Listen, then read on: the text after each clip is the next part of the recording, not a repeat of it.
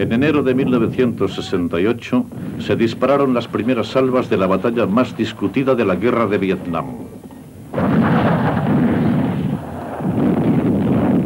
El objetivo comunista era una lejana base de los marines estadounidenses llamada Khe Sanh.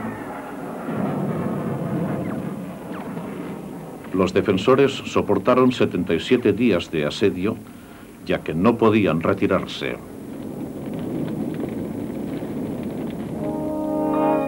Vietnam.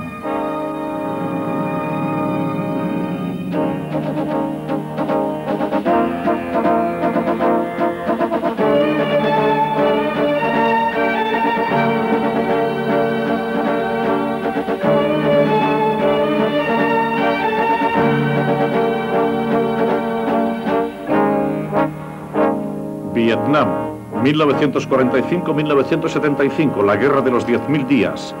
La ofensiva del Tet. En diciembre de 1967 se observaba una gran concentración de fuerzas norvietnamitas en las colinas cercanas a Khe Sanh. Según el Servicio de Información estadounidense, la táctica que perseguían los comunistas consistía en rodear y tomar la base. El objetivo era una pista de aterrizaje sobre una pequeña meseta, Khe Sanh, poco conocida hasta ahora en los 3 años de implicación estadounidense en los combates. Khe Sanh está situada en la zona noroeste de Vietnam del Sur, la parte que linda con Laos y Vietnam del Norte. Para mantener Khe Sanh, los defensores debían dominar varias colinas cercanas. Cotas claves como la 861 y la 881 fueron conservadas por los marines después de un intenso combate que tuvo lugar 7 meses antes. Ahora, estas mismas colinas resultarán fundamentales a lo largo de la inminente batalla. Al mando de Khe Sanh se hallaba un veterano de la Segunda Guerra Mundial, el coronel de marines David E. Lowndes, quien comprendió la importancia crítica que representaba para ambos bandos poseer las alturas. El plan de los comunistas para tomar las colinas era el mismo que hubiera adoptado yo. En otras palabras, si yo estuviera al otro lado de la posición y mi comandante me dijera que tomara la pista de aterrizaje, lo primero que haría sería echarles de las colinas, apartarlos de mi vista. Desde mediados de los años 60, en este sector norte se habían desplegado operaciones de búsqueda y destrucción. Khe Sanh era una base de patrulla avanzada cuya misión consistía en bloquear las rutas de infiltración de los norvietnamitas. Las tácticas y el terreno habían sido elegidas por el general William Westmoreland. Yo estaba influido por el deseo de luchar con el enemigo fuera de las zonas pobladas. Quería luchar contra ellos en la zona más accidentada y montañosa a lo largo de la frontera con Laos, donde podríamos explotar al máximo nuestra potencia de fuego sin temor de causar daños. Pero ahora había 3.500 marines atrapados en el interior de un perímetro rodeado de alambre de espino. Estaban sitiados por una tropa que les superaba en número en una proporción de 4-1. La base operacional se había convertido en una fortaleza asediada. El 21 de enero, la artillería comunista de largo alcance encabezó el primer ataque y centenares de proyectiles cayeron sobre la base. Ese primer día, los guerrilleros alcanzaron el depósito de municiones.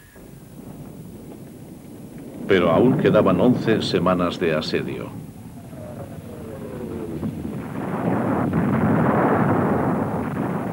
Cuando hieren a alguien, lo envían de inmediato a su casa. Y tú siempre te identificas con él. Y te afecta muy profundamente. Un compañero nuestro fue alcanzado por un proyectil de artillería. Se había parapetado en una trinchera y el proyectil fue a parar directamente a esa trinchera. Probablemente los restos que enviaron a su casa podrían caber en un pañuelo. Nos cosieron a bombazos. Creo que fue una de las zonas más constantemente bombardeadas en la historia de la guerra. Khe Sanh medía solo unos 400 metros de anchura por 800 de longitud. Y creo que solo en el primer día recibimos unos 300 impactos. Allí había mucha muerte y destrucción. Ese primer día perdieron la vida 18 marines.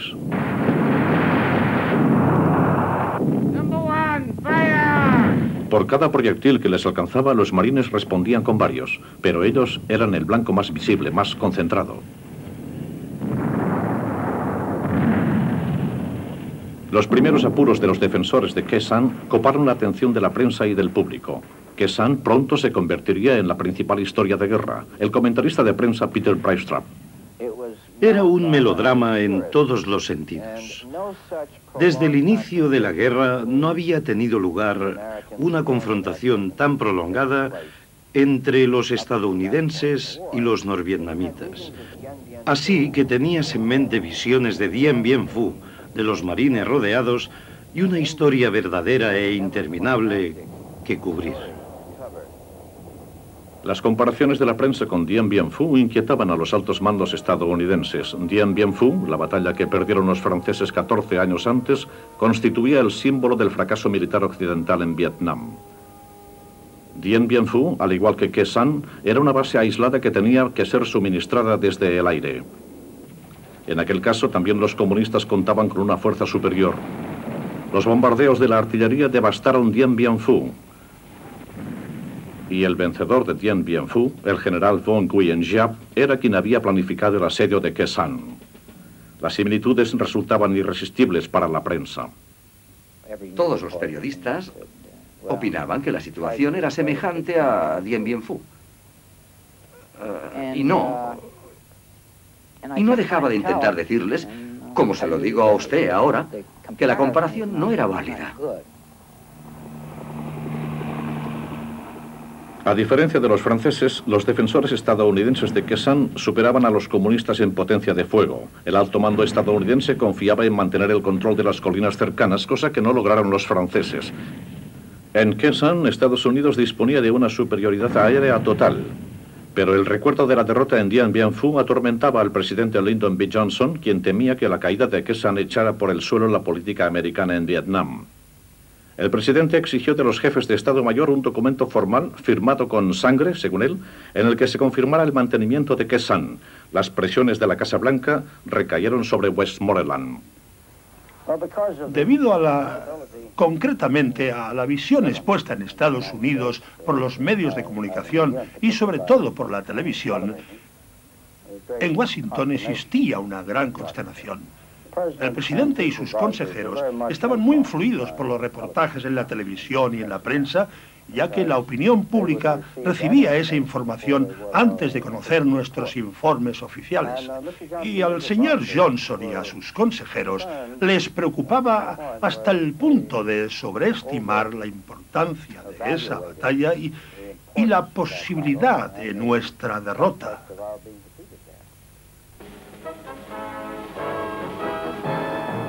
Como reflejo de la preocupación nacional sobre Khe Sanh, el presidente personalmente fue a despedir a los marines de refuerzo que partían hacia allá. Este es un momento decisivo en Vietnam.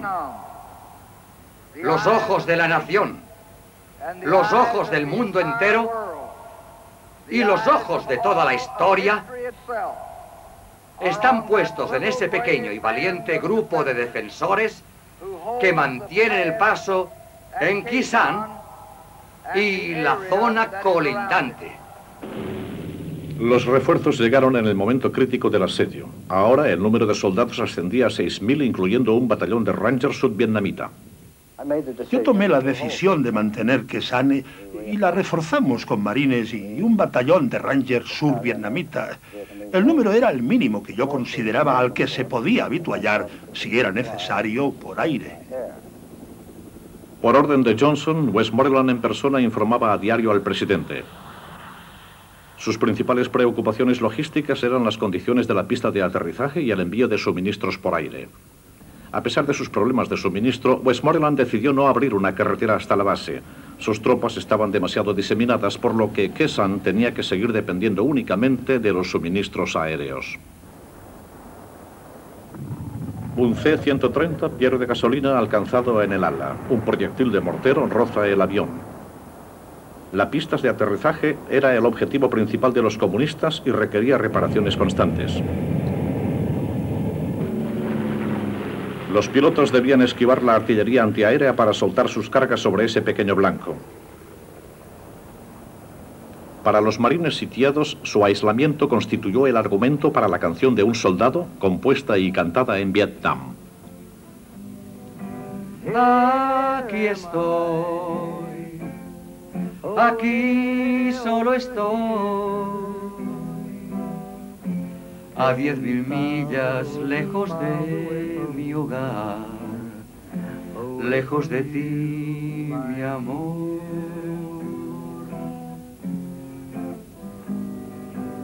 Aquí estoy, tan añorado y triste.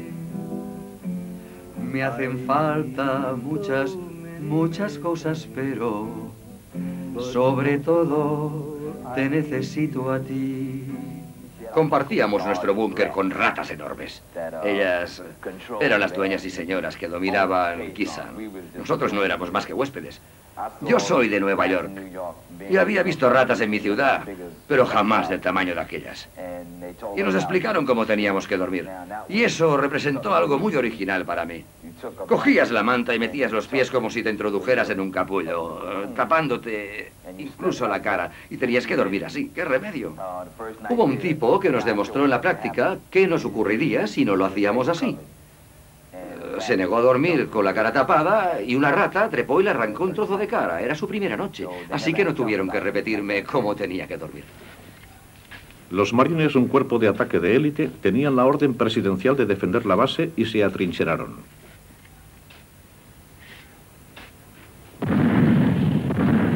El día 30 de enero, mientras continuaba el martilleo comunista, estalló la ofensiva del Tet. Las fuerzas comunistas se apoderaron de todas las poblaciones y ciudades principales. Y los marines en Kesan temían ser las próximas víctimas. Esperábamos una invasión en masa. Allí nos acechaban de 20 a 80.000 guerrilleros del Vietcong. Nos reunimos un grupo y empezamos a renegar diciendo que ninguno de nosotros saldría vivo de las trincheras, pero que venderíamos caras nuestras vidas. Eran tonterías heroicas, supongo, pero creíamos en ellas. Y todos realmente pensábamos que era el final. Así que sacamos las granadas, las colocamos junto a las trincheras y nos dispusimos a esperar. A los defensores solo les quedaba esperar, sentados y ansiosos, que se desencadenara el gran ataque. Pero en Kesan, los comunistas también se convirtieron en un blanco concentrado y el poder aéreo estadounidense aprovechó la ocasión al máximo. Pronto los ataques aéreos alcanzaron una media de 400 diarios.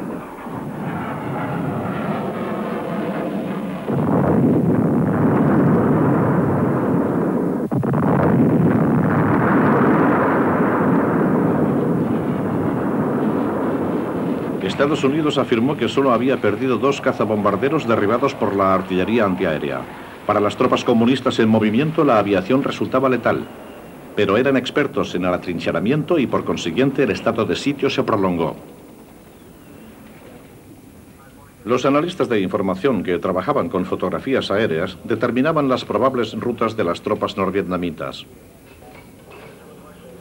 Y se introdujeron nuevos dispositivos que ampliaban los ataques aéreos. Unos sensores en forma de pequeños árboles fueron lanzados alrededor de Kesan para formar un sistema de alarma. Se trataba de sensores acústicos que detectaban los sonidos de voces humanas y los ruidos de camiones, y sensores sísmicos que transmitían las vibraciones al paso de la tropa. Control, tenemos un cambio JFC en el sector 604. Se recibió la orden de ONS-12. El número de control es el 081. Y en el sur tienen el objetivo alternativo contra 2 concentraciones. El blanco principal se halla en la zona de Kisan, donde se ha confirmado una concentración de tropas en una zona de almacenaje. El golpe más fuerte lo asestaron los B-52 que despegaban de bases en Extremo Oriente durante las 24 horas del día. Bien, piloto 2990. Tengo una corrección de +1. Aquí 2990. Tomaré nota de esa corrección. 4321. Fuera. Estoy recibiendo tu señal interna. ¿Quieres apagar las luces, por favor? Ahora, a diario, cada 90 minutos había 3 bombardeos sobre Kesan. La lluvia de bombas, a razón de 1.800 toneladas al día, tenía un nombre clave: Operación Niágara.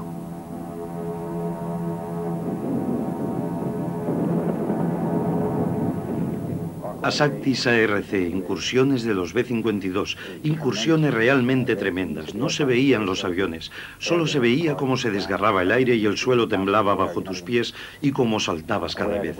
Ni siquiera sabías de dónde salían los aviones.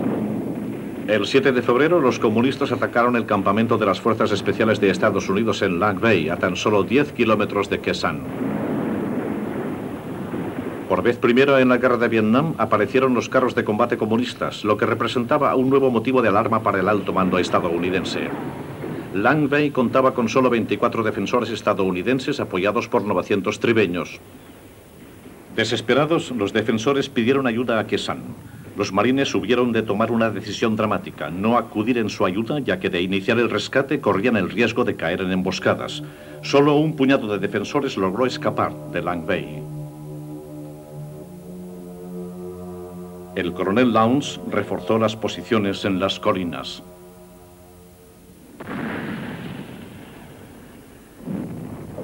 ¿Eran importantes las colinas? Sí.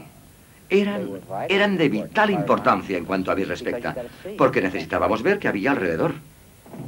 No se puede luchar si no se ve. En otras palabras, si ellos llegaban y tomaban ese terreno clave y colocaban observadores allá arriba, la eficacia de sus cohetes, morteros y demás armas aumentaría en un 100% y nos privaría de la prerrogativa de localizar a los que intentaran acercarse a la base.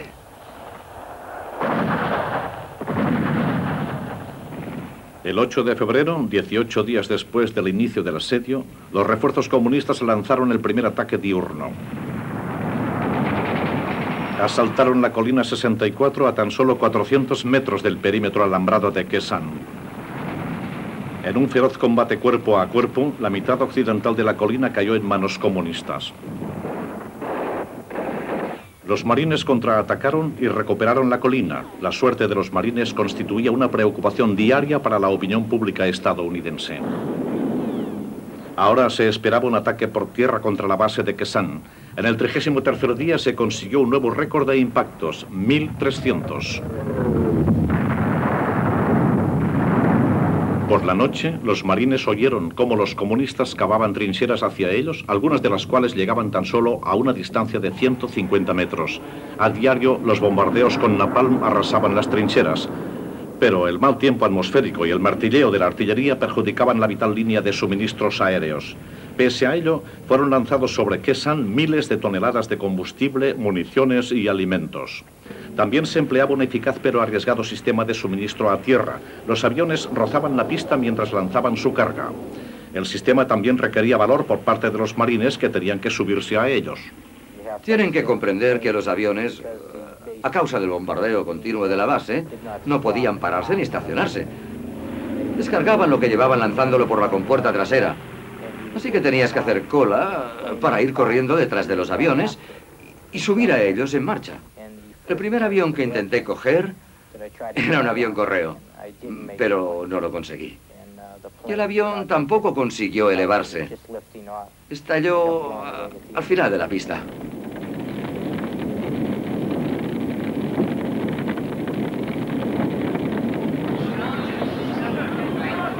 A los 40 días del inicio del asedio, solo los heridos eran evacuados de allí con regularidad. Algunos estaban tan desesperados por marcharse de Khe Sanh que se metían en las trincheras y dejaban los pies fuera con la esperanza de que les alcanzara la metralla y les amputara un pie o una pierna para poder irse a casa. Tan desesperados estaban.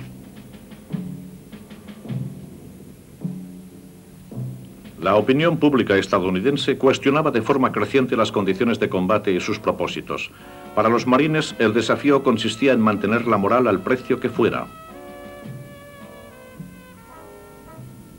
Pese a que el mal tiempo asediaba constantemente Khe Sanh, la visibilidad cero apenas afectaba las operaciones aéreas. Los controladores en tierra utilizaban radar y ordenadores para guiar a los bombarderos. Esta tecnología fue tal vez un factor decisivo para el fin de la batalla.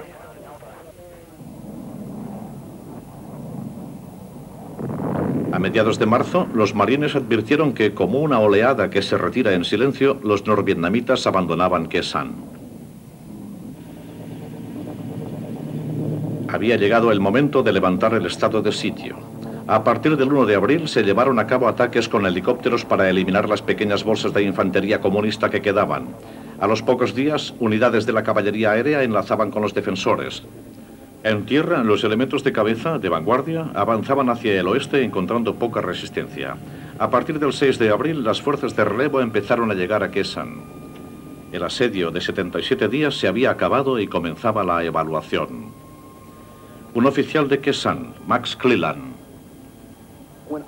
Cuando nuestras fuerzas de relevo aterrizaron a unos 4 kilómetros de Kisan, advertimos que esos 4 kilómetros habían sido literalmente arrasados por los B-52. A pesar del levantamiento del sitio de Kesan, los militares debían enfrentarse todavía a las comparaciones con Dien Bien Phu. Teníamos una potencia de fuego superior. En Kisan disponíamos de un apoyo aéreo superior y también de una movilidad superior. Y en definitiva, eso es lo que marcó la diferencia. Aunque no se dieron las mismas circunstancias que Dien Bien Phu, la operación recibió mucha publicidad en Estados Unidos y eso benefició también psicológicamente, seamos sinceros, al enemigo. Creo que debe reconocerse que la estrategia del enemigo era derrotarnos políticamente en nuestra propia casa. Creo que eran lo suficientemente inteligentes como para darse cuenta de que no podían derrotarnos en el campo de batalla. El asedio de Kesan inclinó a muchos estadounidenses en contra de la guerra. Al final de la batalla, una encuesta demostró que 1 de cada 5 estadounidenses habían pasado del apoyo a la guerra a la oposición. En Vietnam del Norte se les mostraban a la opinión pública imágenes de manifestaciones contra la guerra en Estados Unidos. Se les decía que la guerra contra el sur se estaba ganando.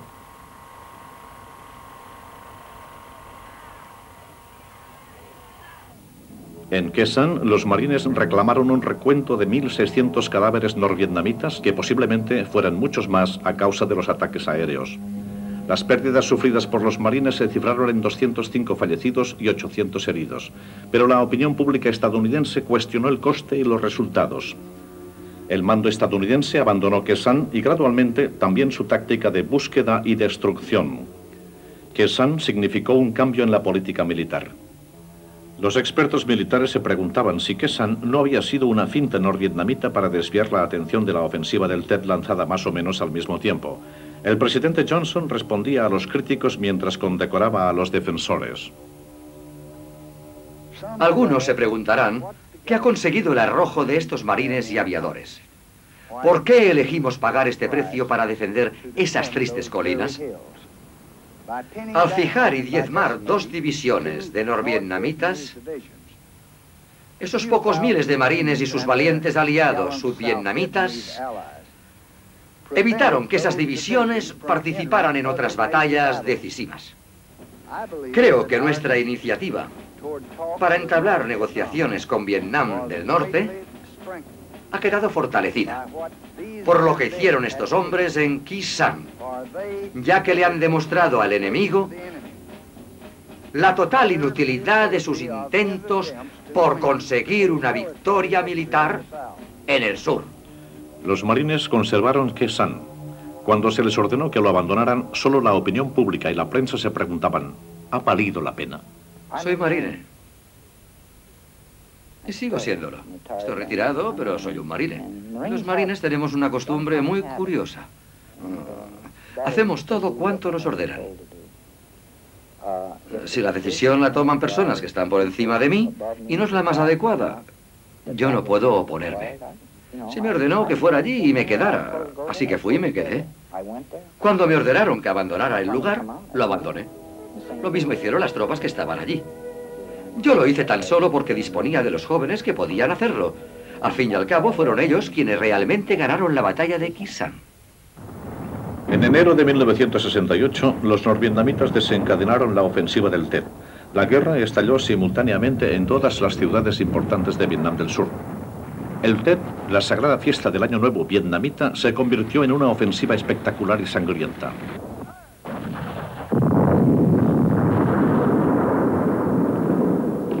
En Estados Unidos, la televisión presentaba escenas bélicas sin precedentes, provocando las dudas sobre esa guerra.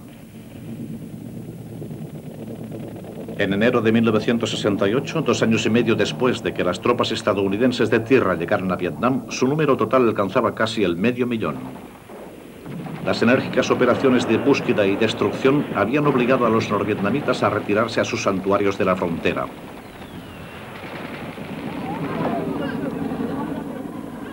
Los jefes estadounidenses insistían en que con sus tácticas estaban colaborando a ganar la guerra. A la opinión pública se le informaba de que lo peor ya había pasado.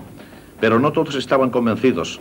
El secretario de Defensa, Robert McNamara, cada vez se manifestaba más en contra de la guerra. Para reemplazar a McNamara, el presidente Lyndon Johnson nombró un nuevo secretario de Defensa, Clark Clifford. Clifford, un estrecho colaborador de Johnson, era un abogado que en principio apoyaba la política de guerra. En 1967, los informes procedentes de Vietnam indicaban que, por fin, vencíamos.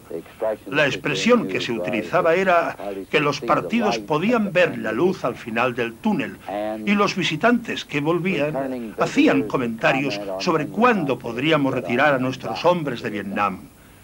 Había mucha euforia a finales de 1967. Parecía que estábamos dominando la situación y que estábamos cerca del fin de esta triste y vergonzosa empresa.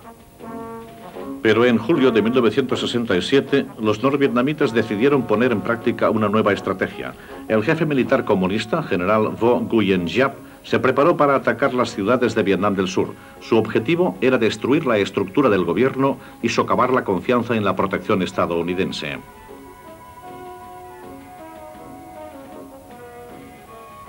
Pasar a una ofensiva abierta constituía un riesgo enorme. Paralelamente con su plan militar, Hanoi propuso iniciar negociaciones de paz.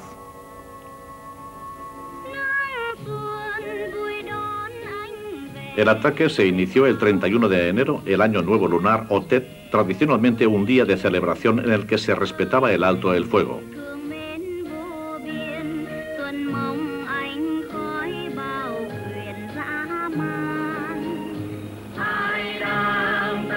Ocultos en camiones o disfrazados de granjeros, una fuerza de avanzadilla de 600 soldados entró en Saigón aprovechando el intenso tráfico de la víspera de la fiesta.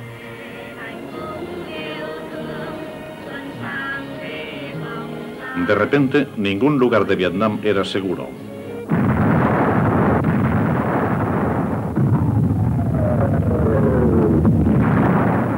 Casi 80.000 soldados componían la primera oleada de ataque.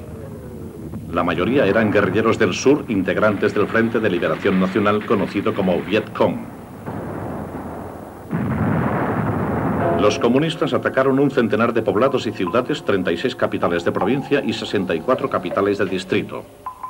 Se lanzaron contra la embajada estadounidense en Saigón y la ocuparon, acaparando con ello la atención mundial. El contraataque se inició en las calles. Los policías militares se prepararon para un asalto al complejo.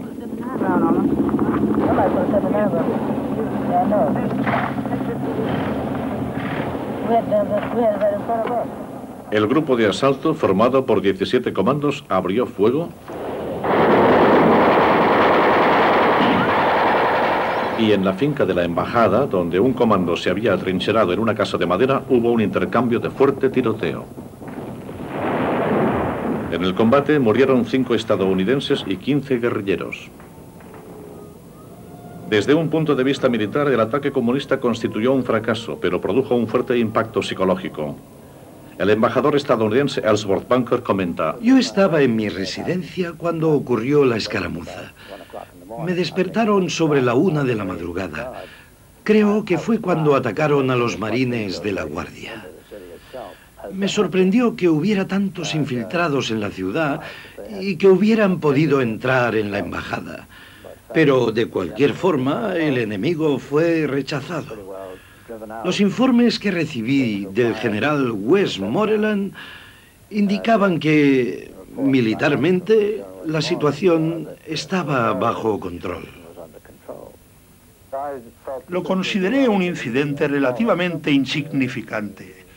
Un grupo de zapadores abrieron un boquete en el muro y entraron, pero murieron todos, quedando sus cadáveres en el patio. Por lo tanto, no debe engañarnos este incidente. La prensa se mostró incrédula y en general informó de un modo ambiguo. Durante algunas semanas el derrotismo se adueñó del ánimo de los periodistas. En Saigón, los comunistas atacaron el aeropuerto, el cuartel general del ejército y el palacio presidencial. La lucha resultó más intensa en Cholón, el suburbio chino, donde se habían atrincherado más de 1000 infiltrados. En Saigón, como en el resto del país, el ejército vietnamita está de vacaciones. En total, unos 4.000 Vietcong habían logrado penetrar en el centro de la ciudad. El combate en las calles continuó durante algunos días. Cada noche, en los hogares estadounidenses, la televisión repetía las escenas de los combates. La ofensiva del Tet constituyó un suceso impactante para la opinión pública y la administración estadounidenses, por lo inesperado. Y en los primeros días de la ofensiva parecía que los comunistas iban a tener éxito. Parecía que todo se había venido abajo. Unidades acorazadas estadounidenses se trasladaron a Saigón para unirse a la batalla y al final del primer día había 5 batallones estadounidenses en acción. En las operaciones de caza de francotiradores por los callejones, los soldados apenas se podían poner a cubierto, por lo que las bajas empezaron a aumentar.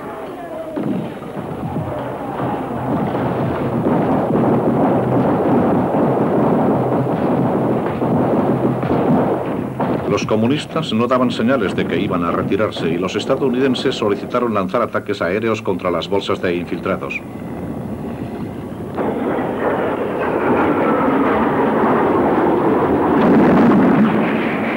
Los objetivos resultaban difíciles de localizar en las densamente pobladas Saigón y Cholón.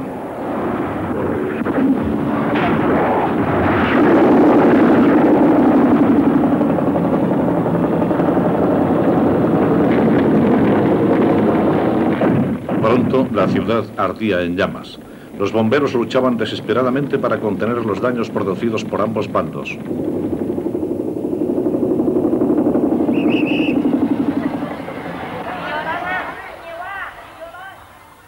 Mientras los civiles quedaron atrapados por el fuego cruzado, miles de ciudadanos fueron detenidos como sospechosos de haber ayudado al Vietcong.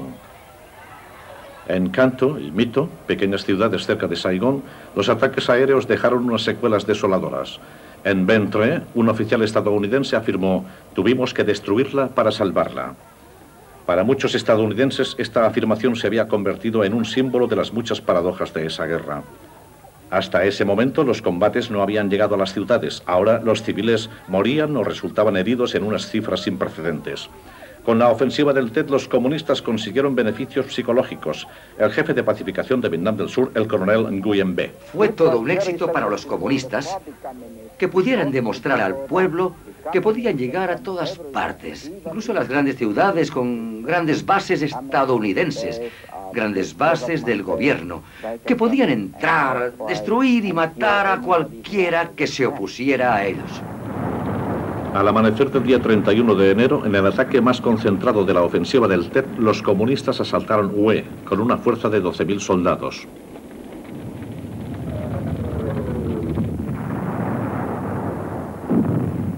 Uno de los objetivos principales era la Ciudadela, una fortaleza de muros gruesos ocupada antiguamente por los emperadores vietnamitas. Hue constituía un importante objetivo psicológico, ya que para todos los vietnamitas la ciudad encerraba siglos de historia y de valores culturales. Además, Hue era un punto militar vital a medio camino de la ruta de suministros entre Da Nang y las fuerzas aliadas cerca de la línea de partición. Por primera vez, las fuerzas comunistas se convirtieron en el blanco de una prolongada batalla convencional.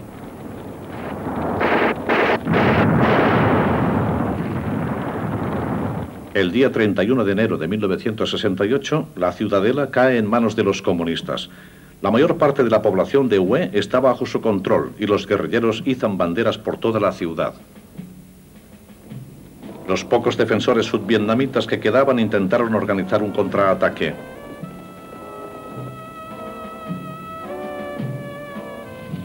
Desde una base cercana, los marines estadounidenses con carros de combate se trasladaron a Hue. Les acompañaba el teniente coronel Robert Christmas.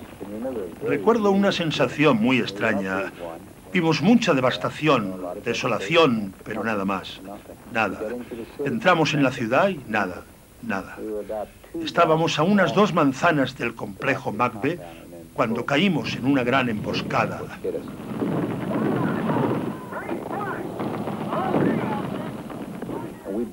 Toda la compañía pudo cruzar un puente, literalmente al trote, y naturalmente tomamos posiciones. Logramos hacerles retroceder una manzana entera y los mantuvimos allí. Francamente, es probable que fuese la peor noche que pasé en la ciudad, porque tuve mucho miedo y dudo que cualquiera que estuviera con nosotros no lo tuviera. Para los marines acostumbrados a luchar en las junglas y los campos de arroz, ahora el combate era puerta por puerta. Cuando estábamos en los campos de arroz, los chicos del campo resultaban piezas claves.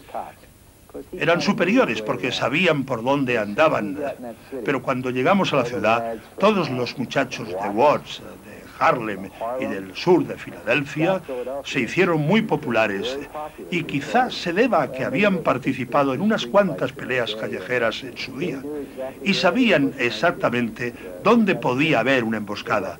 Se hicieron muy populares en cada una de las unidades y se admiraba mucho su capacidad para poder localizar los puntos de emboscada.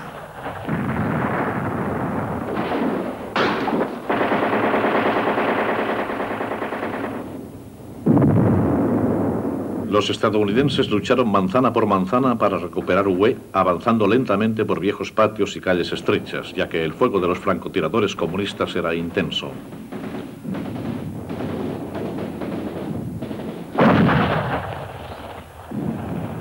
El 6 de febrero, una semana después del inicio de la ofensiva, 5 compañías de marines reconquistaron algunos edificios clave, como el hospital, la cárcel y el cuartel general provincial.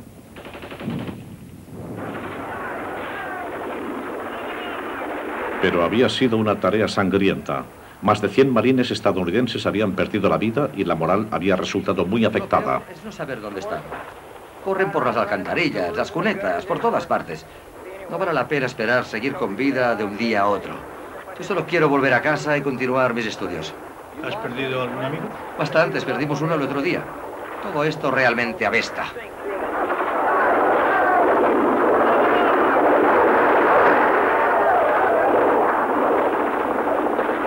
Después de 10 días, los comunistas todavía controlaban el importante sector norte y la ciudadela. En ese momento, los marines empezaron a cruzar el Perfume River, cuyos puentes principales habían sido volados por los comunistas. 2 compañías de marines cruzaron el río en ferry para atacar la ciudadela desde el este.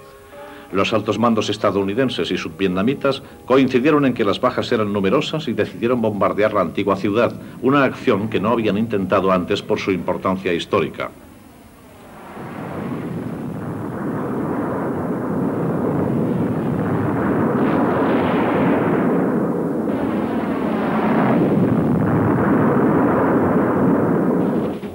En las afueras de Hue, los refuerzos estadounidenses empezaron a avanzar y cortar las líneas de suministro comunistas.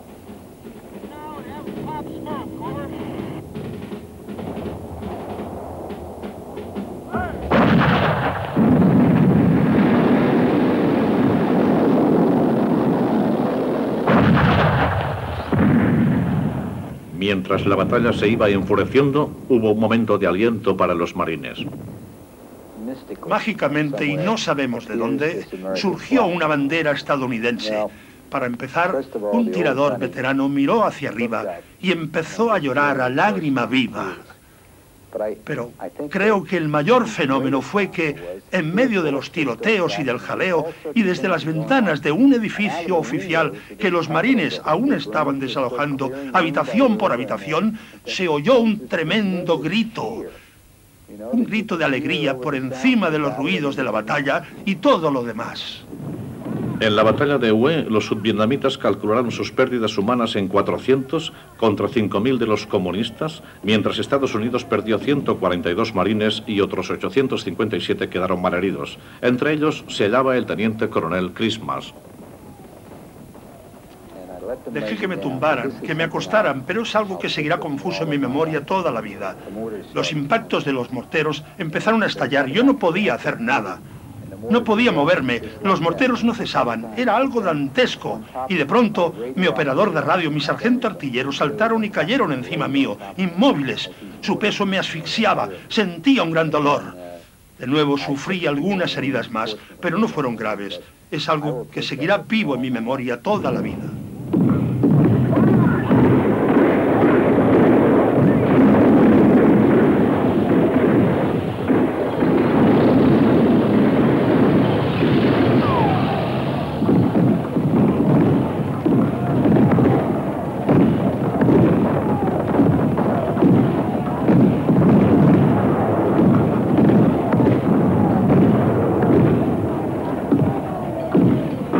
solo quedaba reconquistar el antiguo fuerte, la Ciudadela. Apoyando la avanzadilla, los carros de combate dispararon a discreción contra los muros y el jardín de la Ciudadela. Los marines tomaron la entrada sudeste de la Ciudadela y penetraron en ella.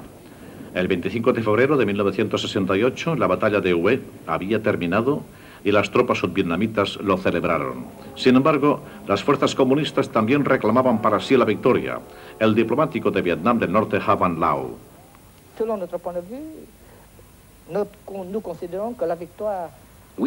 Para nosotros, la ofensiva del Tet constituyó una victoria estratégica. En cuanto a nuestras pérdidas en vidas humanas y material, no me acuerdo de la cifra exacta, pero era natural que perdiéramos hombres y material.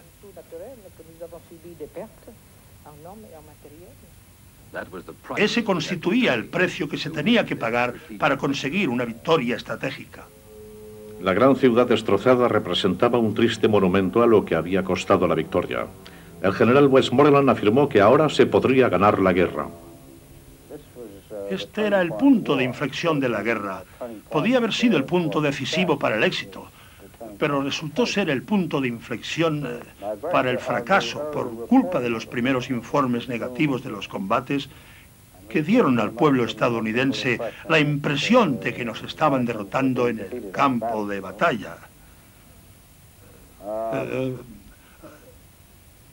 Y eso influyó en la opinión pública hasta tal extremo que incluso las autoridades políticas decidieron retirarse del campo de batalla cuando el enemigo estaba contra las cuerdas. La ferocidad de la ofensiva del Tet y el gran número de bajas, tanto civiles como militares, hizo que la prensa mundial publicara titulares dramáticos. Tan solo en Hue, el número de civiles fallecidos fue de 5.000, la mitad de ellos supuestamente ejecutados por los comunistas.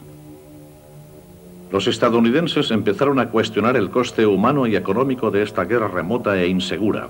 El jefe de policía de Saigón ejecutó a un prisionero capturado. En una imagen que publicaron los medios de comunicación y que horrorizó a la opinión pública. En esta guerra televisada, el conflicto y el sufrimiento eran transmitidos inmediatamente a los hogares de Estados Unidos. Me gustaría irme a casa. No sé. Esta es la peor zona en la que hemos estado desde que llegué a Vietnam. ¿Crees que vale la pena? Sí, no lo sé. Dicen que luchamos por algo, pero no lo sé. Vietnam fue la primera guerra que se libró sin censura de prensa. El antiguo secretario de Estado, Dean Rusk. Este fue el primer conflicto que pudieron ver por televisión a diario en todos los hogares del mundo. ¿Qué hubiera ocurrido en la Segunda Guerra Mundial si hubieran televisado los asaltos de Guadalcanal, la cabeza de playa en Anzio, la batalla de las Ardenas o el asalto a Dieppe, y el otro bando no hiciera lo mismo? Si las personas corrientes pueden o no apoyar un esfuerzo de guerra con ese machaqueo diario, es una cuestión muy conflictiva.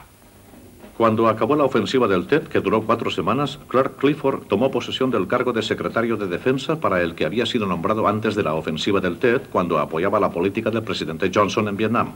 Un mes de estudio le había cambiado. Pues le juro que para mí fue una revelación. Me pasé 4 días, por ejemplo, en el tanque, una sala enclavada en el Pentágono, donde estás en contacto con cada una de las bases estadounidenses en el mundo. Yo intentaba conseguir respuestas a algunas preguntas que habían surgido. Hacía preguntas como, en su opinión, la opinión de los expertos militares, ¿cuánto puede durar la guerra? Pero no conseguía respuestas satisfactorias. Si ahora enviamos otros 200.000 hombres, ¿será al final o tendremos que enviar más? Pues lo ignoramos. ¿Estamos realmente venciendo en la guerra? Pues depende de cómo se mire. Yo no conseguía respuestas sólidas, así que al final hice la pregunta definitiva.